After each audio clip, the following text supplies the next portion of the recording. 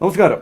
നിലമ്പൂർ ആയിഷ വാർത്ത എഴുതുമ്പോൾ മുതിർന്ന നാടകനടി, ആദ്യകാല നാടകനടി എന്നൊക്കെയാണ്. പക്ഷേ അതിലൊന്നും ഒതുങ്ങാത്ത, ഒരു ക്യാൻവാസിലും ഒതുക്കി നിർത്താനാവാത്ത വലിയൊരു ജീവിതമുണ്ട്. ആ ജീവിതം തീയിൽ കുരുത്തതാണ്. ജീവിത അനുഭവത്തിന്റെ ആലയിൽ തേച്ചു മിനുക്കിയ ജീവിതമാണ്. ഇന്ന് നമ്മോടൊപ്പം ചേരുന്നത് സാക്ഷാൽ നിലമ്പൂർ ആയിഷയാണ്.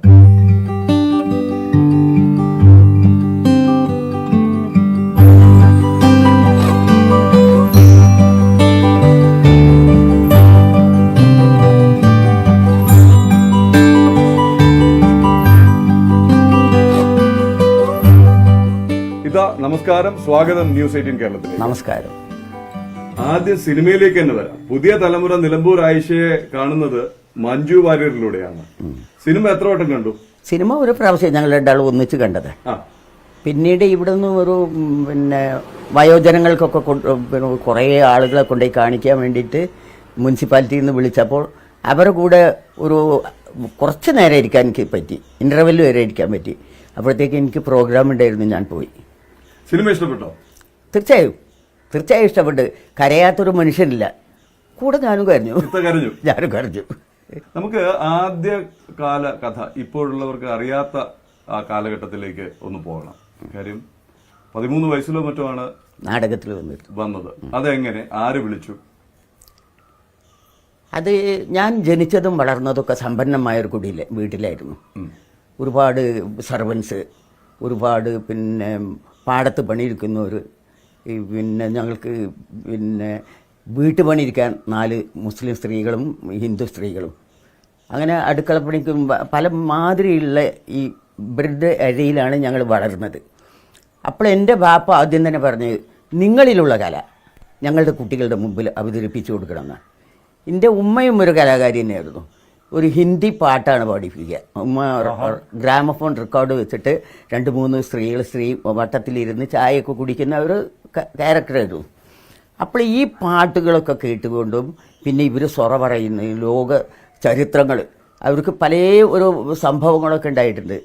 ഒരു പട്ടാളക്കാർ പിടിച്ചുകൊണ്ടുപോയി ഒരു കാലഘട്ടങ്ങളിൽ ഇവിടെ പട്ടാളം ഇറങ്ങിയിട്ട് അവരെയൊക്കെ കൊണ്ടുപോയി ആട്ടിത്തൊളിച്ച് കൊണ്ടുപോയ കഥകളൊക്കെ പറഞ്ഞ് ചിരിക്കും വരും. അപ്പം ഇതൊക്കെ കേട്ടിങ്ങനെ വളരില്ലേ ഞങ്ങൾ മക്കൾ. നല്ലൊരു കാലം ഇങ്ങനെ കാലഘട്ടത്തിൽ നിന്ന് ഇങ്ങനെ വരുമ്പോൾ ബാപ്പയ്ക്ക് വേറൊരു ഭാര്യയും അതിലൊരു മകനും ഒരു മകളുമുണ്ട്. മകള് ഒരു ചെറിയ കുട്ടിയാണ്. അപ്പം ജ്യേഷ്ഠൻ എത്രയാണെങ്കിലും ബാപ്പ മറ്റൊരു വിവാഹം ചെയ്താൽ അതിന് ചെറിയൊരു ഒരു വിഷമമുണ്ടായിരിക്കും. അപ്പം ഇദ്ദേഹം ഇവിടെ വന്നാൽ നമ്മളെ എങ്ങനെ തോൽപ്പിക്കാം എന്നുള്ള രൂപത്തിലാണ് പ്രവർത്തിക്കുക. അങ്ങനെ ഇവിടെയുള്ള സാധനങ്ങളൊക്കെ കൊണ്ടുപോയി വിറ്റ് അങ്ങനെ ആക്കിയിട്ട് ഇവൻ ദൂര സ്ഥലങ്ങളിലൊക്കെ പോയിട്ട് കുറേ സ്ഥലങ്ങൾ വാങ്ങി ഈ സ്ഥലമൊക്കെ വിൽക്കുകയാണ്. നമ്മളുടെ ഓരോ സ്ഥലങ്ങളും വിറ്റ് നല്ലൊരു ജോലിയൊക്കെ ബാപ്പ വാങ്ങിക്കൊടുത്തിരുന്നു. അതൊക്കെ വിറ്റ് അങ്ങനെ ബാപ്പയുടെ പ്രായം ആധിക്യത്തിലായപ്പോഴത്തേക്ക് ബാപ്പയുടെ കുറച്ച് പിന്നോക്കായി. ഈ സാമ്പത്തികത്തിലും കുറേശ്ശെ പിന്നിട്ട് വരിക. ഓരോ സ്ഥലങ്ങളിലെ സാധനങ്ങളും നശിപ്പിച്ചുകൊണ്ട് ഇവൻ മുന്നേറിയപ്പോഴും ബാപ്പ അതപ്പതിച്ച ആ നിലയിലേക്ക് എത്തുമ്പോൾ നമ്മൾക്ക് ജീവിക്കാൻ ഒരു മാർഗമില്ല എന്നുള്ള ഇതിൽ ബാപ്പയുടെ പെട്ടെന്നുള്ള മരണം. എന്താ ചെയ്യേണ്ടതെന്നുള്ള യാതൊരു ബോധമല്ല. വിദ്യാഭ്യാസം നിർത്തിവെച്ച് 5 വരെ പഠിച്ചപ്പോഴത്തേക്ക് രണ്ടാമത് പഠിക്കാനുള്ള മാർഗമില്ലാതെ ജ്യേഷ്ഠനൊക്കെ കുറച്ചെങ്കിലും പഠിച്ചു. എൻ്റെ കൂടെയുള്ള മാനുപ്പായിരുന്ന ജ്യേഷ്ഠനൊക്കെ കുറച്ചെങ്കിലും പഠിച്ചു. എന്നിട്ട് വെറുതെ ഇരിക്കുന്ന ആ കാലഘട്ടത്തിൽ ഒരു പറ്റം ആളുകൾ നമ്മളുടെ വീട്ടിലേക്ക് കയറി വന്നു. നമ്മളോട് സൗഹൃദമായിട്ട് പെരുമാറിക്കൊണ്ട് തന്നെ നമ്മളുടെ മുതൽ ഉമ്മാനെയൊക്കെ പറഞ്ഞ് പറ്റിച്ചുകൊണ്ട് ഇതൊക്കെ ഇങ്ങനെ നശിപ്പിച്ച കുറേ മനുഷ്യരുണ്ട്. അപ്പോൾ പിന്നെ പട്ടിണിയിലേക്കായി നമ്മൾ. ഈ പട്ടിണിയിലേക്കാവുമ്പോഴും വളരെ വേദനയോടുകൂടി ഒരു സ്ത്രീ വന്നിട്ട് ഞങ്ങളുടെ ഞങ്ങളുടെ പണിക്കാരത്തിയുള്ള ഒരു സ്ത്രീ ഓടി വന്നിട്ട് പറഞ്ഞു, താത്ത ഇവിടെ ഒരു മില്ലുണ്ട്, ഈ മില്ലിൽ നെല്ലുത്ത് പണിയാണ്, അവിടെ അരി ചേറിയാൽ മതി, ഇങ്ങനെ ഞങ്ങൾ ചേറിക്കോളാം, നിങ്ങളൊന്നിങ്ങനെ വെറുതെ കാണിച്ചാൽ മതി, പൈസയൊക്കെ ഞങ്ങൾ വാങ്ങിത്തരാം എന്ന് പറഞ്ഞ് എൻ്റെ ഉമ്മേനെ വിളിച്ച് കൊണ്ടുപോവുക.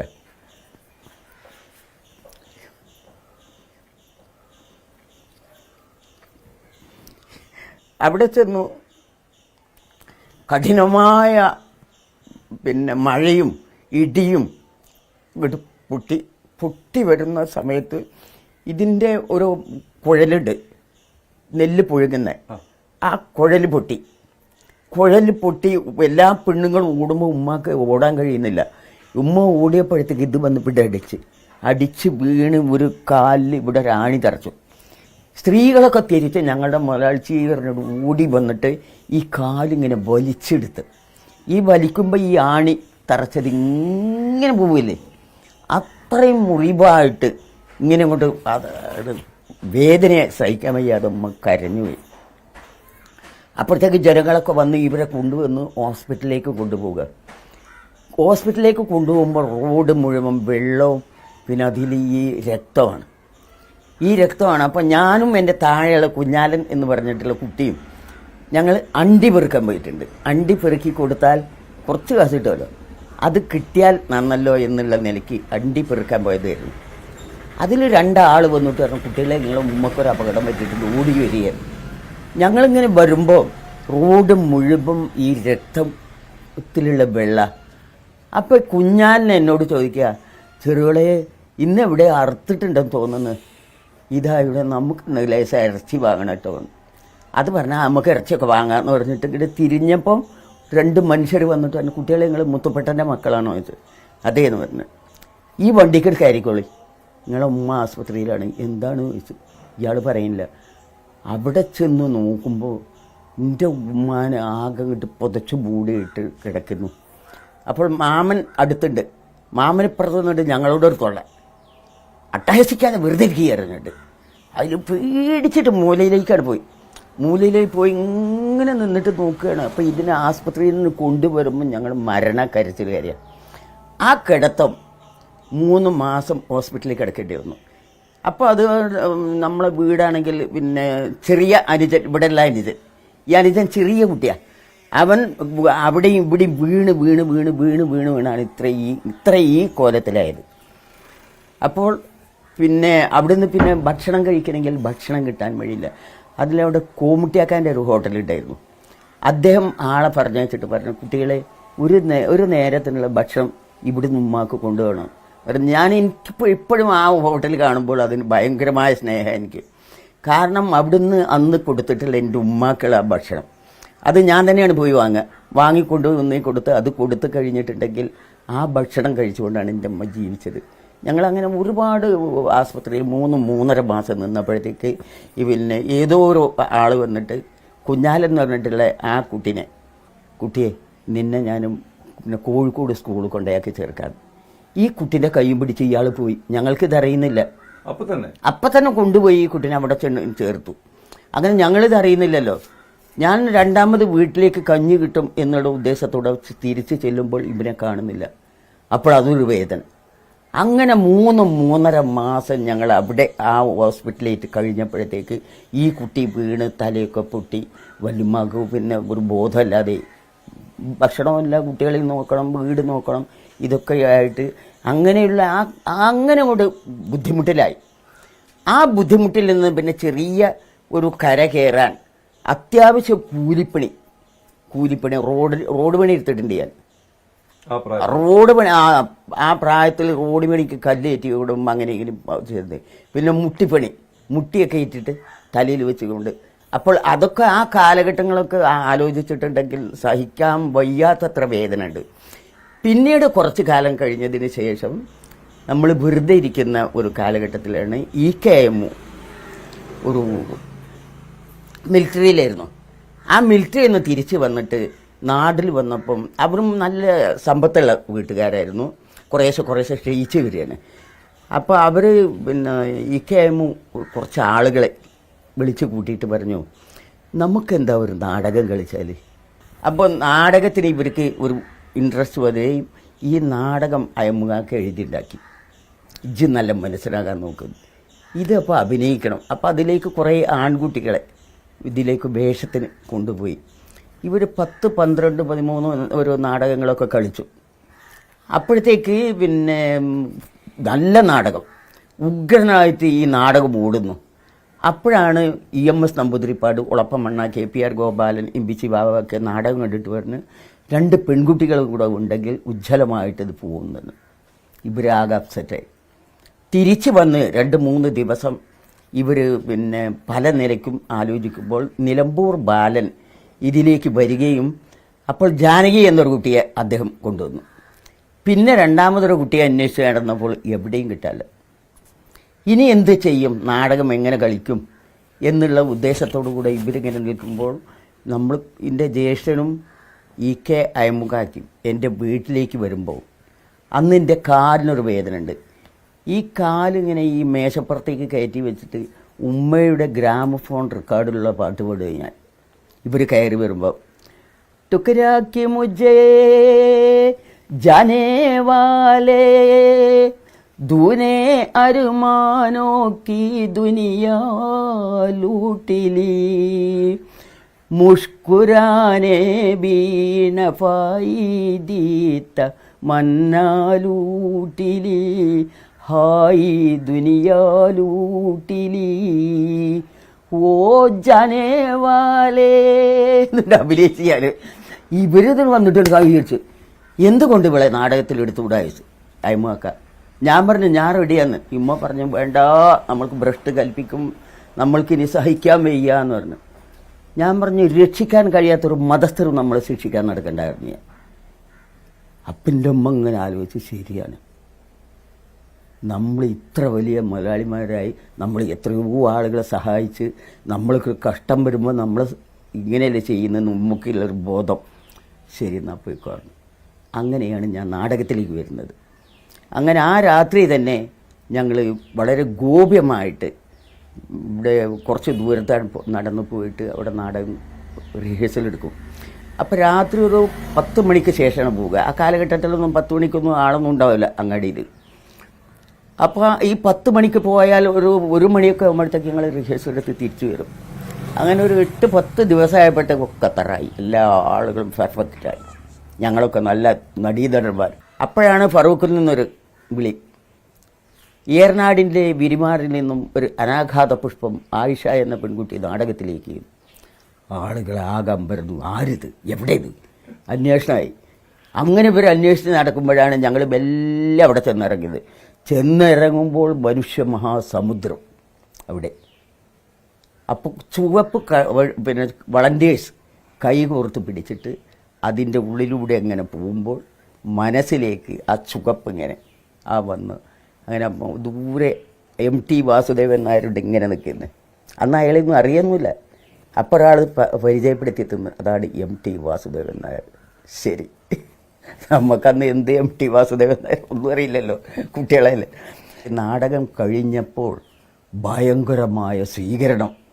ഞങ്ങൾക്ക് ഒരുപാട് സ്വീകരണവും അത് മാത്രമല്ല നാടകം കൊണ്ട് ഒരു തല്ല്, ഒരു ദിവസം 3 നാടകം. അതും ഒന്ന് കരിവാരകുണ്ടിലാണ് ലാസ്റ്റ് കളിക്കുന്നത്. അപ്പോഴത്തേക്ക് നേരം വിളിക്കുക. അപ്പോൾ കുറേ കാലങ്ങൾ കഴിഞ്ഞു.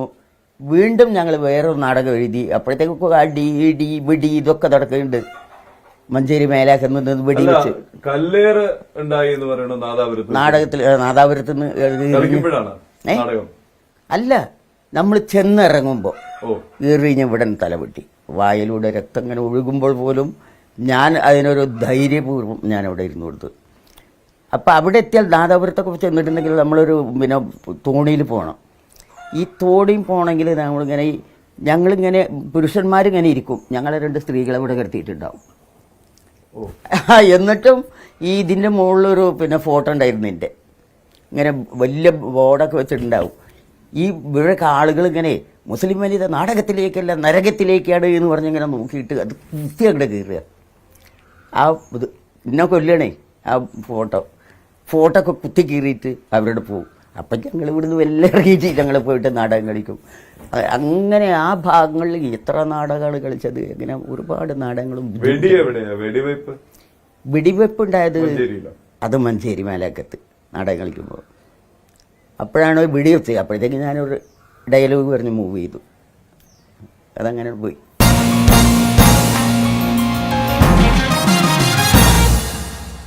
ഇതിനൊരു ബ്രേക്ക് വന്നു. പിന്നെ റിയാദിലേക്ക് പോകാനുണ്ടായ അത് സാഹചര്യം കുറെ കഴിഞ്ഞതിന് ശേഷം വീണ്ടും ഞങ്ങൾക്ക് തന്നെ കുറെ നാടകങ്ങളുണ്ടായിരുന്നു. ഈ ദുനിയാവിൽ ഞാൻ ഒറ്റയ്ക്കാണ്, അങ്ങനെ പിന്നെ അങ്ങനെ പല നാടകങ്ങളും കഴിഞ്ഞതിന് ശേഷം പിന്നെ നമ്മൾ നോക്കുമ്പോൾ ഇതിവിടെ നോക്കുമ്പോൾ ഇതിലുള്ള ആളുകൾ കുറേ മരിക്കുകയും കുറേ ആളുകൾ പോവുകയും വന്ന് ഡോക്ടർ ഉസ്മാനൊക്കെ ഇതിൻ്റെ വലിയ ആളുകളായിരുന്നു. അവരൊക്കെ രാഷ്ട്രീയമായിട്ടുള്ളൊരു മാറ്റം ഉണ്ടാകുകയും ഇതൊക്കെ പോയപ്പോൾ ഒരു സ്റ്റോപ്പ് ഇങ്ങനെ വരിക. അപ്പോൾ ഞാൻ ഒരു ദിവസം നിലമ്പൂരിൽ നിന്ന് ചെട്ടിയങ്ങാടിയിൽ നിന്ന് ബസ് കയറിയപ്പോൾ പിന്നെ ഇവിടെ ചന്തക്കുന്നിലുള്ള ഒരു കുട്ടി അവൻ ഈ വണ്ടിയിലുണ്ടായിരുന്നു. വണ്ടിയിൽ അതിൽ എൻ്റെ അടുത്ത് ഇങ്ങനെ തോണ്ടിയിട്ട് പറഞ്ഞു, താത്ത ഒരാൾക്ക് ഒരു പെണ്ണിന് ഒരു വിസ ഉണ്ട് പോകാൻ ഇഷ്ടമുള്ള ആരെങ്കിലും ഉണ്ടോ എന്ന് ചോദിച്ചു. അപ്പം ഞങ്ങൾ ഈ പുറത്തേക്ക് പോകാൻ പാസ്പോർട്ടൊക്കെ എടുത്ത് വെച്ചായിരുന്നു അന്ന്, കിട്ടുകയാണെങ്കിൽ പോകാനുള്ള എടുത്ത് വെച്ചിട്ടുണ്ടായിരുന്നു. എന്തിനാണെന്ന് ചോദിച്ചു. ഇത് കദ്ദാമൻ്റെ വേഷമാണ്, ഞാൻ വരാറുണ്ട്, ഞാനാകെ കദ്ദാമെന്നാണ്. ഇതൊന്നും വരണ്ട, ഇതൊരു നടിയാണ്, ഇവിടെ ആവശ്യമാണ് തന്നെയാണ്. ഞാൻ പറഞ്ഞു അല്ലടാ ഞാൻ വരാം, സത്യമാണ്. അപ്പോൾ പറഞ്ഞ നാളെ ഞാൻ വരാം, നമുക്ക് കണ്ണൂർ വരെ പോകണം. അതിൻ്റെ ആൾ കണ്ണൂരാണുള്ളത്. അങ്ങനെ ഇവനെയും കൂട്ടി ഞങ്ങൾ കണ്ണൂർ പോയി തിരിച്ചു വരുമ്പോൾ ഞങ്ങൾ KT മുഹമ്മദിൻ്റെ അവിടെ നിന്ന് ഇറങ്ങിയിട്ട് KT മുഹമ്മദിനോട് ഞാൻ പറഞ്ഞു, ഞാനിങ്ങനെ ഒരു ഇതിലേക്ക് പോകാനുള്ളൊരു ശ്രമമാണ്, എന്നെ ഒന്ന് പിന്നെ ആശീർവദിക്കണം എന്ന് പറഞ്ഞാൽ അദ്ദേഹം ആശീർവദിച്ചു. നീ ഒരു കലാകാരിയാണ്, നീ ഇപ്പോൾ അങ്ങനെ പോകണ്ടെന്നൊക്കെ ആദ്യം പറഞ്ഞു. പിന്നെ ആശീർവദിച്ച് അങ്ങനെ പറഞ്ഞു വിട്ടതാണ് എന്നെ. അവിടെ ചെന്ന് ഇറങ്ങുമ്പോൾ നമുക്കൊന്നും അറിയില്ല, ലോകം അറിയില്ല. ഈ പട്ടാളക്കാരെ മാതിരി അവർ നമ്മളിവിടെ ഇങ്ങനെ ക്യൂ നിർത്തിയാൽ അവർ കുറച്ച് കഴിഞ്ഞാൽ പറയും താലീന, എന്താ ഈ പറയണമെന്നും അറിയില്ല. അപ്പോൾ എല്ലാവരും അങ്ങോട്ട് മാറിയിരിക്കും, എല്ലാവരും ആണും പെണ്ണും ഒക്കെ. കുറച്ച് കഴിഞ്ഞാൽ പറയും താലീന ഇവർക്ക് കുറച്ച്. അങ്ങനെ അവിടെ ഇട്ടൊരു വട്ടം കിടക്കലൊക്കെ കഴിഞ്ഞിട്ട് ഇങ്ങനെ വരുമ്പം ഞങ്ങളെ കഫീൽ വന്നിട്ട് അദ്ദേഹത്തിൻ്റെ കൂടെ പോവുക. അദ്ദേഹത്തിൻ്റെ കൂടെ പോകുമ്പോൾ ഇയാളിങ്ങനെ എന്തൊക്കെയോ ചോദിക്കുന്നുണ്ട്. അപ്പം ഒപ്പുണ്ട് വേറെ സ്ത്രീ ഉണ്ടായിരുന്നു, അവർ നല്ലോണം അറബി പറയുന്നുണ്ട്. അവരത് നാട് നല്ലതെന്നൊക്കെ പറഞ്ഞിട്ട് അങ്ങനെ അവിടെ പോയി ഇറങ്ങി. മാമാക്ക് ഭയങ്കര ഇഷ്ടം തന്നെ കടവ തന്നെ. ഞാനെന്താ അറിയോ, അവിടെ ചെന്ന് വിടുമ്പോൾ ഞാൻ എന്താ പറയുന്നത്, എനിക്ക് നിസ്കരിക്കണം പായിട്ട്. അപ്പോൾ ഇവിടെ അഭിനയിച്ച ശീലമായതല്ലേ, അഭിനയിച്ചാൽ അതുവരെ നിസ്കരിച്ചതിൻ്റെ അല്ല. അങ്ങനെ അവിടെ ചെന്നപ്പോൾ ഞാൻ വലിയൊരു നിസ്കാരക്കാരിയൊക്കെ അങ്ങനെ ആയപ്പോൾ ഇത് മുസ്ലിമാണല്ലോ. അപ്പം എനിക്ക് തന്ന പണി ഇത് പിന്നെ തുടയ്ക്കുന്ന പണിയാണ്. എനിക്കത് ഭയങ്കര ഇഷ്ടമാണ്. ഞാൻ ഇതിൻ്റെ ഇങ്ങനെ ഇറുക്കിലോട് കൂടി ഇങ്ങനെ തുടയ്ക്കുന്ന ആളെ വീട്ടിലൊക്കെ. ഒരു 10-15 ദിവസം ഞാൻ ആ ജോലി ചെയ്തപ്പോൾ പറഞ്ഞേ, നീ അതൊന്നും ചെയ്യണ്ട, നീ എൻ്റെ കൂടെ സ്വസ്ഥമായിട്ട് എൻ്റെ കൂടെ നടന്നാൽ മതിയായിരുന്നു. ഈ മാമേനെ ആസ്പത്രിയിൽ കൊണ്ടുപോവുക, അതിനകത്ത് വരിക, അതിൻ്റെ ഇത് മാത്രം. അപ്പം എനിക്ക് നല്ല സുഖമായില്ലേ, ഒരു പണിയൊക്കെ. ഇവരിങ്ങനെ ഹോസ്പിറ്റലിൽ പോയാൽ നമുക്ക് മലയാളികളെ കാണാം, ഡോക്ടേഴ്സ്, തമിഴ് കാണാം, ഹിന്ദി കാണാം, പല ഭാഷക്കാരെ കാണാം. അപ്പോൾ ഇതൊക്കെ നമ്മൾക്ക് യൂസ് ചെയ്യാമല്ലോ. അപ്പോൾ എനിക്ക് കുറേശ്ശെ ഇതൊക്കെ പഠിക്കാനും ഒരു ശ്രമം ഉണ്ടായിരുന്നു. അങ്ങനെ നിന്ന് 2 കൊല്ലം കഴിഞ്ഞിട്ട് ഞാൻ പറഞ്ഞേക്കൂല, പോണ്ടാറി. ഞാൻ പറയല്ല മാമ വീട്ടിൽ കുട്ടികളുണ്ട് എന്നൊക്കെ പറയുമ്പോൾ കുറച്ച് സ്വർണ്ണമൊക്കെ തന്ന് നമ്മളെ കയറ്റി വിടും. 1 മാസം നിന്നാൽ മതിയായിരുന്നു. 1 മാസം തുടങ്ങിയാൽ അവർ വിളിക്കാൻ തുടങ്ങും. അങ്ങനെ പോയിട്ട് ഒരു 5-8 പ്രാവശ്യം ഇങ്ങനെ പോയി വന്നപ്പോൾ പിന്നെ ഞാൻ ഒരു ദിവസം ഞാൻ പറഞ്ഞു, മാമ ഒന്ന് ഞാൻ വീട്ടിൽ പോട്ടെ ചോദിച്ചു. അപ്പോൾ പോണ്ടായിരുന്നു മാപ്പ. അപ്പോൾ മാമ തീരെ സുഖമല്ല എന്നൊക്കെ പറഞ്ഞിട്ട് അപ്പോൾ അതിനെ കൊണ്ടുപോയി. അത് മരിച്ചതിന് ശേഷം ഞാൻ 1 കൊല്ലം ഇങ്ങോട്ട് പോയില്ല, ഇവിടെ വന്ന് അതിൻ്റെ ഇടയിൽ വരുമ്പോഴൊക്കെ എനിക്കൊരു സിനിമ അല്ലെങ്കിൽ ഒരു നാടകം ഉണ്ടാവും. അപ്പം അത് ഞാൻ ചെയ്യും. ഇത് കഴിഞ്ഞിട്ടാണ് ഞാൻ പോകുന്നത്. അങ്ങനെ ഇവിടെ തീർച്ചയായിട്ടും വന്നപ്പോൾ പിന്നെ ഞാനത് നിർത്തി. ഈ ഫറൂഖിൽ വെച്ചാണ് കമ്മ്യൂണിസ്റ്റ് ആയത്? ആ ചുവപ്പ് അല്ല, അത് ഞങ്ങൾ ആദ്യമായി കമ്മ്യൂണിസ്റ്റ് പാർട്ടിയിലാണ്. ഇന്നും അന്നും വളരെ ഉറച്ച. അല്ല, ആ ഒരു ഡയലോഗിലുണ്ടല്ലോ ഒരു യഥാർത്ഥ വിപ്ലവകാരി അല്ലെ, രക്ഷിക്കാൻ കഴിയാത്ത മതസ്ഥരെ ശിക്ഷിക്കാൻ കിടക്കരുത്. ഇന്ന് നടക്കുന്ന വിവാദങ്ങളും ചർച്ചകളും ഒക്കെ കാണാറും കേൾക്കാറും ഒക്കെ ഉണ്ടോ? തീർച്ചയായിട്ടും പത്രമൊക്കെ വായിക്കുന്ന ആളാണ്. പിന്നെ മാത്രമല്ല നമ്മൾ TV ഒക്കെ കാണുന്നതല്ലേ. അപ്പോൾ ഇന്നത്തെ ജനറേഷൻ എങ്ങനെയാണ് അവരെ തിരുത്തേണ്ടതെന്ന് എനിക്ക് മനസ്സിലാവുന്നില്ല. കാരണം ഏത് നിലയിലും നമ്മളുടെ ഗവൺമെൻറ് അങ്ങനെ അവരെ നന്നാക്കാൻ ശ്രമിച്ച് കൊണ്ടുവരുമ്പോഴും എവിടെയെങ്കിലും ഒരു അപകീർത്തി ഉണ്ടാക്കുന്ന ഒരു തരത്തിലേക്ക് നമ്മളുടെ ജനറേഷൻ മാറിക്കൊണ്ടിരിക്കുന്നു. ഈ മതത്തെ ചൊല്ലിയും വല്ലാത്ത വിവാദങ്ങളാണ്. എന്ത് വിഷയം വന്നാലും അതിനെ മതവുമായി കൂട്ടിക്കെട്ടി വിവാദങ്ങൾ ഉണ്ടാക്കുകയും, മതവും ദൈവം എന്നൊക്കെ പറയുന്നത് സ്നേഹത്തിനും സ്നേഹിക്കാനും സ്നേഹം കൊടുക്കാനും വിളമ്പാനും ഒക്കെയുള്ള അതൊക്കെ മറന്നിട്ട് മതം ശത്രുതയ്ക്ക് കണക്ക് തീർക്കാനൊക്കെ ഉപയോഗിക്കുന്ന ഒരു കാലഘട്ടത്തിൽ ഒരു സാധനമായി മാറ്റുക, അവിടേക്കാണ് പോകുന്നത്. അതിൽ നിന്ന് നമ്മളെ ജനങ്ങൾ പിന്മാറണം. മനുഷ്യത്വം എന്താണെന്ന് മനസ്സിലാക്കണം. മനുഷ്യനെ സ്നേഹിക്കാൻ പഠിക്കണം. എങ്കിൽ മാത്രമേ നമ്മളുടെ കേരളത്തിന് ഒരു രക്ഷയുള്ളൂ. ഇവിടെ ഇങ്ങനെ ഏതെങ്കിലും സദസ്സിൽ പോവുകയോ ഇങ്ങനെ ഒരു ആഹ്വാനം നടത്തുകയോ ചെയ്തിട്ടുണ്ടോ ഇതിനു മുമ്പ്? പല പ്രാവശ്യവും ഞാൻ സംസാരിക്കാറുണ്ട്. എനിക്ക് സംസാരിക്കാൻ ഇതന്നെയുള്ള വിഷയം. നമ്മൾ മനുഷ്യരായി ജീവിക്കാൻ പഠിക്കുക. നമ്മളെല്ലാവരും മനുഷ്യരല്ലേ. നമ്മളിപ്പോൾ മറ്റൊരാളെ കൊല്ലാൻ ശ്രമിച്ചിട്ടുണ്ടെങ്കിൽ ആ മനുഷ്യനെ പറ്റി ചിന്തിക്കണം. അദ്ദേഹത്തിന് മക്കളും കുട്ടികളൊക്കെ ഉള്ള ആളുകളാണ്. ആ ഒരു ബോധമല്ലാതെ ഒരാൾ മരിച്ചാൽ ഒരു പാർട്ടിയെ തകർക്കാൻ കഴിയില്ല. കൊന്നു വിജയിക്കാൻ ശ്രമിക്കുക. അങ്ങനെ അതാണ് ഇന്നത്തെ കാലഘട്ടത്തിൽ കാണുന്നത്. അതൊക്കെ തെറ്റായ ഒരു മാർഗമാണ്. അടുത്തിടെ ഒരു പ്രസംഗത്തില് ജന്മിത്വം ഇനിയും പോയിട്ടില്ല എന്നും അതിനെക്കുറിച്ചൊരു വലിയ വിമർശനം വായിച്ചിരുന്നല്ലോ. വിമർശനങ്ങൾ മനുഷ്യർക്ക് ആവശ്യമല്ലേ? ജന്മിത്വം വേറെ രൂപത്തിലുണ്ടെന്നാണോ ആയിഷത്ത പറയുന്നത്? അല്ല, ഈ ജന്മിത്വം പറ്റ അവസാനിപ്പിക്കാനാണ് നമ്മൾ ഉദ്ദേശിച്ചിട്ടുണ്ടായിരുന്നത്. പക്ഷെ ഇപ്പം ആ നിലയ്ക്ക് അല്ലെങ്കിൽ മറ്റൊരു നിലയിൽ നമ്മൾ അടിമകളാക്കി നിർത്തതില്ലേ ആളുകൾ പല സ്ഥലങ്ങളിലും. ഒരു രാഷ്ട്രീയ പാർട്ടിയല്ല ഞാൻ പറയുന്നത്, അത് മനുഷ്യരാണ്. അതിന് മനുഷ്യനാണ് ഇത് ഉത്തരവാദി, ഒരു പാർട്ടിയല്ല. ഓരോ ജനങ്ങളുടെ ഒരു ശൈലിയാണത്. ആ ശൈലിയോട് യോജിക്കാൻ എനിക്ക് കഴിയില്ല. പക്ഷെ നമുക്ക് എന്ത് ചെയ്യാൻ കഴിയും? അപ്പോ ഇജ്ജൊരു നല്ല മനുഷ്യനാകാൻ നോക്കുന്ന ഇപ്പോഴും പറയാറുണ്ടോ? ഇപ്പോഴും പറയാൻ ഞാൻ ആഗ്രഹിക്കുന്നത് അതാണ്. ഇജ്ജ് നല്ലൊരു മനുഷ്യനാകാൻ നോക്കുക. അതാണ് ആ സിനിമ ഉണ്ട്. ഇപ്പോൾ സിനിമ കണ്ടിട്ട് അല്ല, സിനിമ ഞാൻ കണ്ടിട്ടില്ല. അത് ഇപ്പം ഇതിലിടയ്ക്ക് പിന്നെ ഇവിടുന്ന് കൊണ്ടുപോയിട്ട് ആരെയോ കാണിക്കാൻ പോകുമ്പോൾ ഞാനല്ലാത്ത എല്ലാ കഥാപാത്രത്തെയും അവർ കൊണ്ടുപോയി കാണിച്ചു. എന്തുകൊണ്ടോ എന്നെ അവോയ്ഡ് ചെയ്തു. അതൊരു വേദനയാണ്, അതൊരു ദുഃഖമാണ്. അത് മരിച്ചാൽ മറക്കാൻ പറ്റാത്തൊരു പിന്നെ പ്രതികാരമാണ് എനിക്ക് അതിനോട് വരുന്നത്. ഇതാരാണ് ഈ കൊണ്ടുപോയതൊക്കെ? അതറിയില്ല. ഇവിടെ ഒരു ട്രസ്റ്റ് ഉണ്ട്, അതിൻ്റെ ഒരു ട്രസ്റ്റ് ഉണ്ട്. ആ ട്രസ്റ്റുകാരുണ്ട്, ഇവിടുത്തെ പാർട്ടീൻ്റെ ഒരാളുണ്ട് എന്നൊക്കെ ഞാൻ കേട്ടു. ഞാൻ വിളിച്ചു പറഞ്ഞു, ഇതിങ്ങൾ ചെയ്ത് തെറ്റല്ലേ ചെയ്യാൻ. ഇവരെ എല്ലാ ആളുകളും അതിൽ അഭിനയിച്ചവരുണ്ട്, ഞാൻ മാത്രമല്ലായിരുന്നു. ഞാൻ RSS ഒന്നും അല്ലല്ലോ. ഞാൻ ഇന്നും എൻ്റെ പാർട്ടിക്ക് വേണ്ടി പ്രവർത്തിക്കുന്ന ആൾ. അപ്പോഴല്ലേ എനിക്കിതാ മഞ്ജു വാര്യരുടെ പടം കിട്ടിയത്. എല്ലാ ആളുകളും കണ്ടില്ലേ, കരയാത്ത മനുഷ്യരില്ല. സിനിമ കണ്ടിട്ട് ആൾക്കാരൊക്കെ വിളിച്ചിരുന്നോ? ആയിഷ സിനിമ കണ്ടിട്ട്? വിളിച്ചിരുന്നോ? അറിയാത്തവരൊക്കെ ഈ കഥ ഒരുപാട് ആളുകൾ വിളിക്കുകയും അതിന് ഇന്റർവ്യൂ ചെയ്യാനും വരുന്നുണ്ട്, ഇപ്പോഴും വരുന്നുണ്ട്. മഞ്ജു വാര്യരുടെ അഭിനയത്തെ കുറിച്ച് എന്താണ് അഭിപ്രായം? നന്നായിട്ട് അഭിനയിച്ചിട്ടുണ്ട്. എൻ്റെ അതേ ആ ശക്തിയാണ് അവൾക്ക്. അവൾ ജീവിതം കൊണ്ട് പഠിച്ചവളെ. അവള് അത്രയധികം വേദന